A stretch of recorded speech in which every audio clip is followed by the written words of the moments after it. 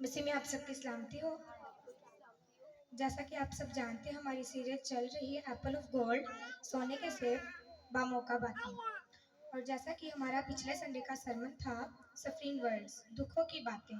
हमारे लिए जो आखिरी मंजिल है वो है जलाल। हम नए अहदनामा में से देखते हैं पहला पतरस पहला बाब और उसकी 10 आयत, और पुराने अहदनामा में से देखते हैं ज़बूर 22 उसकी 12 आयत। ये जो सफरिंग दुख है, ये हमें जलाल की तरफ लेकर जाता है। यहाँ पर पतरस अपने खत के अंदर कहता है कि ये जो नबियों ने जितने भी प्रोफेट तलाश किए हैं, तख्लीक किए हैं, कि ये जो दुख है ये कौन से वक्त में आएंगे, और जिन से जलाल पैदा होगा, और जिन से हम जलाल में दाखिल होंगे। जिन दुखों को हम देखते हैं, जो दुख हमारी जिंदगी के अंदर हैं, उस जमाना में खुदावंद के लोगों को बहुत सताया जाता था। खुदा का रूह उनको गाइड करता था। क्राइस्ट ने उसके दुखों के ताल्लुक से उसे ढूंढने लगे कि क्राइस्ट खुदा का बेटा आएगा, दुख सहेगा, नजात का बंदोबस्त हो जाएगा। और नबी जो थे खुदा के लोग, खुदा के सूरमा रास्तबाज शख्स ढूंढने लगे। और खुदावन के कलाम में लिखा है, क्योंकि मसीह से पहले दो दौर गुजरे, शरीयत से पहले का दौर, शरीयत का दौर, फिर आखिर ज़माना का दौर आया।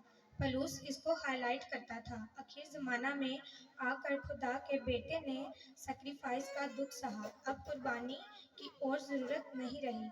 अगर मसीह को पहले दौर में आना होता, शरीयत से पहले के दौर के अंदर आना होता, या शरीयत के दौर के अंदर आना होता, उसे बार बार मरना, दुख सहना होता। मसीह ने आखिरत के अंदर दुख सहा, आखिर ज़माना के अंदर दुख सहा और कुर्बान हुआ।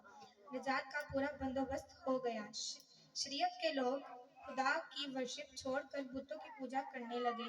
खुदा ने इसी वजह से अपने बेटे को इस दुनिया में भेजा। वो हमारी खातिर निजात लेकर आया और ये बेत हम पर खुल गया। आमीन। लिहाजा ये दुख मेरी और आपकी जिंदगी में भी आएंगे, हमें घबराना नहीं है। ये हमें जलाल की तरफ लेकर जाते हैं। खुदा के लोगों ने भी दुख सहे। ये दुख हमें जलाल की तरफ लेकर जाते हैं।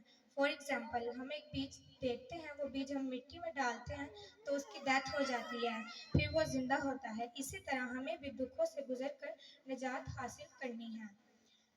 हम दुख पाने के बाद ही जलाल में दाखिल हो सकते हैं। मसीह की खातिर हमें सब कुछ बर्दाश्त करना पड़ेगा। गाली गलौज हमें बर्दाश्त करनी पड़ेगी, लोग मारेंगे, धक्के देंगे, कैद में डालेंगे, पर मसीह की खातिर हमें सब कुछ बर्दाश्त करना पड़ेगा। आज हमें भी ज़रूरत है दुखों से गुजर कर निजात हासिल करने की। आमीन। खुदा की जिंदा पाक नाम पढ़े, उससे निजात पर हम सबकी बरकत हो। आमीन। बहुत शुक्रिया।